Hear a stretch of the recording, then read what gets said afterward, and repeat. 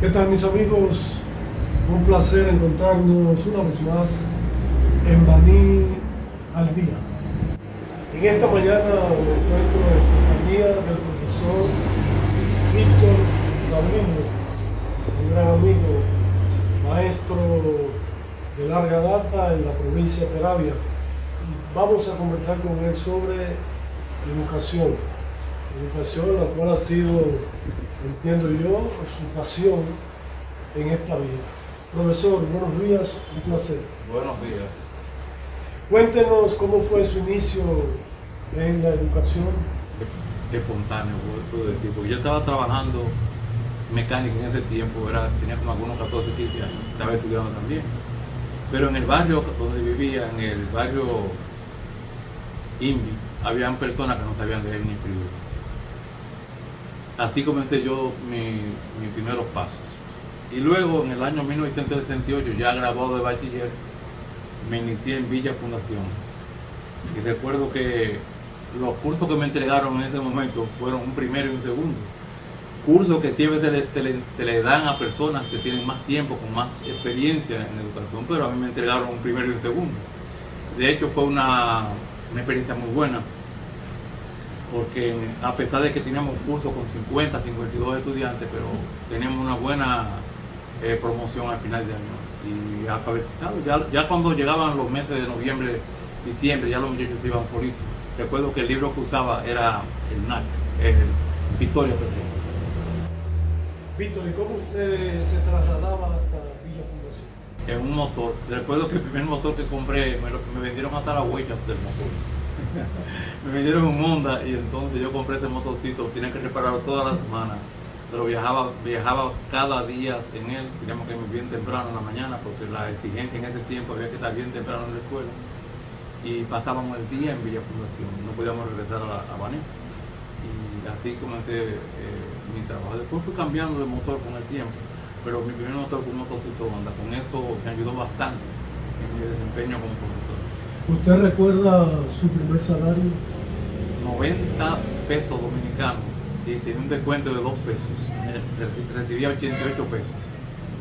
Y para esa época, ¿cómo se puede considerar ese sueldo aceptable para un maestro? Era aceptable porque realmente uno podía comprar lo que uno necesitaba y le quedaba dinero. Inclusive te podía hacer ahorros, porque en ese tiempo un galón de gasolina costaba centavos. ¿Cuándo llega Víctor Paulino entonces aquí a la ciudad de Baní? ¿O de ahí de Villa Fundación hacia dónde fue trasladado? De Villa Fundación fui trasladado a Baní, pero a iniciarme en la escuela que no existía precisamente, no existía esa escuela, sino que el Domingo Jiménez, que era en este tiempo inspector, me dice, profesor Paulino, yo quiero iniciar un proyecto, pero yo necesito contar con usted, quiero que usted vaya a trabajar en eso y me pueda ayudar en eso. Y entonces me dice, pero ¿dónde está la escuela? Me dice, no, esta escuela no existe, es que la vamos a crear. Entonces me dijo el lugar donde se iba a crear la escuela, que era donde estaba hoy Pueblo Nuevo, que estaba poco poblado, pero había ya muchas casas. Y comenzamos a buscar las personas allí, no había ni siquiera un local. Rentamos una casa al final de la calle Duarte, creo que le hicieron los caballos por ahí en la zona. Y ahí comenzamos. Yo recuerdo que andaba con mi esposa en un motor, de casa en casa, buscando los posibles candidatos como alumnos. Muchos de ellos ya tenían sobre edad, ya tenían 10, tenían 12 años, entonces bien buena, porque pudimos tener personas que necesitaban realmente la educación en este momento. Y así comenzamos con 2 cursos, un primero y un segundo. El inspector de ese tiempo, Jiménez, nombró 2 profesores conmigo, Luis Arcadio Castillo y Julio César Luco, y me nombraron como director. Yo tenía una tanda y ellos... ¿Usted y sus hermanas se inclinan por la enseñanza de las matemáticas? Yo pienso que es algo que estaba en nuestros genes, nuestros ancestros. Papá me contaba que su padre era agrimensor y cuando yo estaba pequeño, a papá le gustaba la matemática, siempre decía, cuando me ayudaba con las matemáticas al principio, pequeñito, de 6 o 7 años, me decía, para la resta, decía, quien tiene uno, quien tiene 5 y paga 3, ¿cuánto le quedan? O sea, que usa a veces de esa forma. Y así comencé en esa forma, en educación, y me di cuenta que tenía facilidad con las matemáticas y me incliné por esa área. Entonces luego me siguió Doris y luego Milagros, fue en esa forma. Y mi hermano José Paulino, que también se fue con las matemáticas por economía. O sea, que cada uno de nosotros fuimos en esta rama de la ciencia. ¿Entiende usted que fue un motivador para que sus hermanas lo siguieran en la enseñanza? Me parece que sí, porque ella cuando vieron el área que yo tomé, vieron el desempeño, también se inclinaron por esa área y fueron muy exitosas en esa área. Milagro, que trabajó un tiempo junto conmigo, también era muy buena, igualmente Doris. De Doris se cuenta mucho testimonio también con respecto a que ella además de las matemáticas, tenía una empatía con los alumnos, le gustaba mucho, pero en el caso de Milagro era que se dedicaba por entero. Si había un muchacho, un joven que tenía problemas con las matemáticas, ella se lo llevaba a la casa y el problema del muchacho era largo, pasaba semanas ayudando a esa persona para que pudiera superar sus dificultades que tenía con las matemáticas. Víctor, ¿cuál fue su papel para que finalmente en el país se produjera aquel cambio innovador del nuevo currículum, modificar ese currículum de la escuela tradicional a un currículum moderno al inicio de los 90, cuando realmente había una crisis en la educación dominicana debido a que una gran cantidad de estudiantes, inclusive profesores, decidieron irse al extranjero? Usted se quedó aquí. ¿Cuál fue su participación en ese proceso que vivió el país, en ese llamado Plan Decenal de Educación? Sí, muy gracias por la pregunta. Tuve el privilegio de trabajar en el Plan Decenal desde su inicio.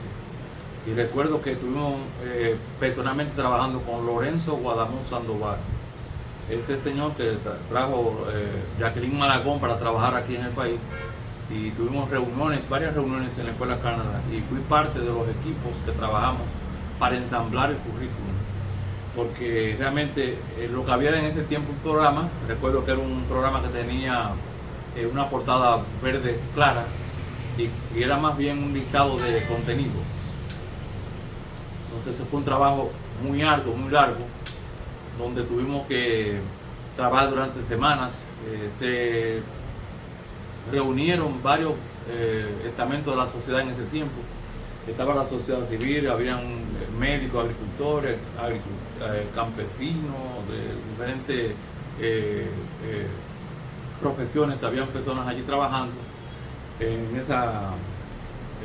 ese programa, en ese plan que se comenzó a establecer. Y recuerdo que en ese tiempo también, como siempre se tenía el concurso de la ADP, trabajó también conjuntamente con nosotros. Y a mí me tocó presidir uno de los comités junto con el profesor Marquínez, ya fallecido. Profesor, ¿cuál usted cree que ha sido una de sus mayores experiencias como profesor? Aparte de haber fundado la Escuela de Economía. Bueno, en realidad he tenido momentos muy importantes, casi todo ha sido significativo en mi vida. El inicio en Villa Fundación fue una buena escuela, porque realmente recuerdo que en esos días, allí es una de las experiencias que guardo con mucho cariño, y era que cuando en el mediodía los estudiantes que no se presentaban a clase, nosotros salíamos a buscar a aquellos muchachos en sus casas a ver qué pasaba. Y en el caso de Pueblo Nuevo también una experiencia muy significativa, porque pude ayudar a la creación de una escuela, que ahorita decía que rentamos una casa, luego rentamos una segunda casa y después teníamos 3 casas que no estaban tan cerca una de las otras, pero así pudimos nosotros iniciar. Entonces, para mí es importante, esos momentos fueron bien significativos. Y luego cuando pasé al distrito, que tuve el privilegio de pasar de la transición de lo que llamaban núcleos a distrito, donde entré era una inspectoría, pero justamente estando dentro de lo que era una inspectoría se cambió la estructura a un distrito. Y a mí me tocó la suerte de estar en ese momento también. Bueno, y entonces, ¿cuál fue su experiencia, profesor Paulino, ya en la función de técnico distrital? Como técnico distrital trabajé en varias áreas. Fui encargado de pruebas nacionales. Fui encargado de estructura. Estructura era lo que tenía que ver con venta y distribución de libros de texto. Pero la mayor parte del tiempo lo pasé como director de media, o sea, educación media, que era una dependencia que, aunque estaba dentro del distrito, dependía directamente de la sede central. En ese tiempo se llamaba Secretaría de Educación. Había un técnico a nivel de la sede central que coordinaba con nosotros en los distritos, el área de matemáticas. Esa fue la última parte donde trabajé de varios años. Y en esa experiencia tenía bajo mi responsabilidad todo lo que eran los liceos, tanto públicos como privados, en educación media. Y en este tránsito también tuve un tiempo que era encargado del área de matemáticas y tuve la oportunidad de preparar en ese tiempo a los profesores que estaban dentro del sistema, no solamente en la región de Baní, sino también lo que tiene que ver con Asua. Así estuve capacitando gente en Asua de matemáticas, en San José de Ocoa y en otros lugares. Profesor, el país, a pesar de la gran inversión que se ha hecho, continúa en lugares muy lejanos, en pruebas internacionales, como es el caso de la prueba PISA. ¿Cómo usted ve la educación dominicana hoy en día? ¿Cuál es el futuro a mediano y a largo plazo de nuestro? Yo he estado mirando los libros en algunos momentos. Tenemos un nieto, es un sobrino de Jocelyn, pero nosotros lo hemos estado prácticamente criando. Y hemos podido ver en los libros las cosas que le enseñan a él. Y entonces, pienso que hay un principio que se llama principio de la complementariedad. En este principio dice que nunca se puede descartar totalmente lo malo.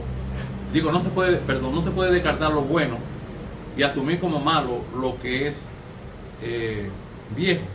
Entonces, usando este principio que se llama complementariedad, yo pienso que en educación debieron haber tomado lo mejor de lo que ya es viejo, como se dice, y tomar lo nuevo que sea también la parte buena. Entonces, en el caso de los libros, si uno toma un libro de eso, de lo que están usando ahora, yo no lo entiendo precisamente, particularmente no lo entiendo, pero por un asunto de metodología y método.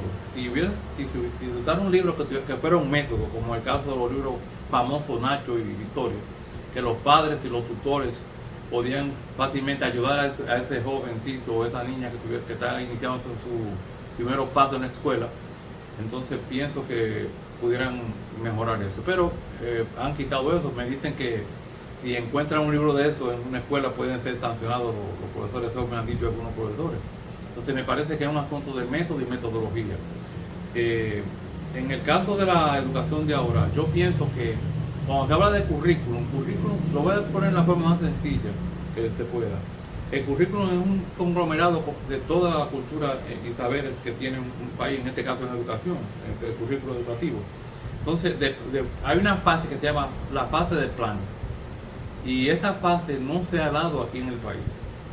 Cuando se hizo el plan decenal se hablaba de currículum, luego se iba a pasar a la fase de plan y luego a la fase de programa, que es lo que el maestro maneja. Yo lo veo en una forma así. Un gran almacén general sería el currículum. Un almacén más pequeño sería la fase del plan y ya el colmadito sería la fase del programa. Entonces, con un programa se puede manejar fácilmente, un profesor puede trabajar con un programa, pero el currículum es demasiado amplio y es difícil de manejar. Entonces, me parece que en este aspecto, si el país o el Ministerio de Educación estuviera trabajando con programas en las escuelas, no con currículum, un programa fácil para que los profesores lo entendieran. Si uno se mueve de una escuela a otra, encuentra que enseñando el mismo curso, la misma área, el mismo grado, hay diferencias, porque los profesores interpretan diferente el currículum. Entonces, con un programa es más fácil. Bueno, profesor, ¿usted entiende que el país va caminando hacia reconocer en su justo valor al profesor? En el caso de los salarios, yo pienso que sí. Se ha reconocido porque los salarios que teníamos estaban muy deprimidos. Y yo recuerdo que en mi tiempo de técnico o supervisor, como alguna vez nos llamaban, decían que teníamos el pago que nos merecíamos. Pero yo pienso que al maestro ahora se le ha reconocido, porque los sueldos y los salarios que se tienen ahora son salarios decentes que le permiten sobrevivir en una situación bien compleja que se vive ahora. Me parece que sí, aunque la sociedad piensa que la culpa o el problema que hay en educación es del maestro, pero no es así, es un problema de sistema. Yo he hablado en privado con algunas personas. Las universidades enseñan una cosa y los maestros que salen egresados tienen que enseñar otra cosa que les exige el sistema. Entonces, en este caso, el ministerio.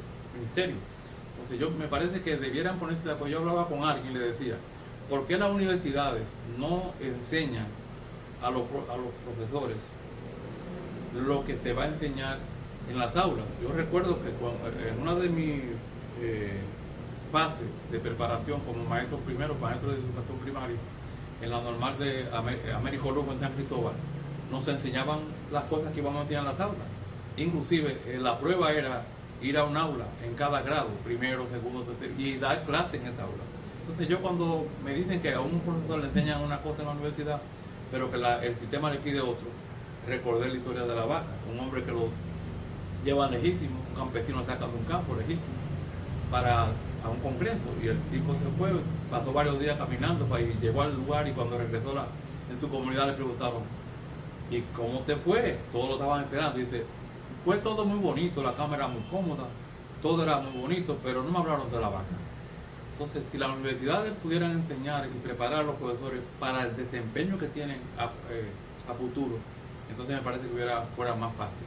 Realmente el problema no está en el profesor, está en el sistema, es una cuestión multifactorial. ¿Cómo usted recuerda a su hermana Milagros Paulino? Yo la recuerdo, gracias por la pregunta, la recuerdo como una persona dedicada por entero a lo que ella le gustaba, que era la educación.